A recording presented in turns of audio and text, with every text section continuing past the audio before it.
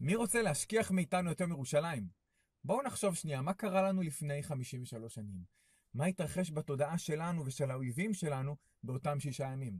עד אז, אומר מניטו, היינו מדינה ככל המדינות. ציונות שהיא לאומיות כמו כל לאומיות של כל עם אחר.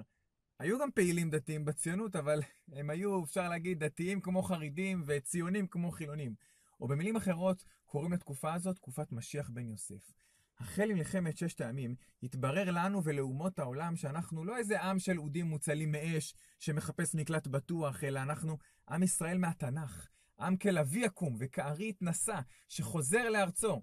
באותו זמן משהו קרה לעם ישראל, אל העולם כולו, ואף לקדוש ברוך הוא, שנשבע, כך אומר הזוהר, שלא ייכנס בירושלים של מעלה, עד שישראל ייכנסו בירושלים של מטה.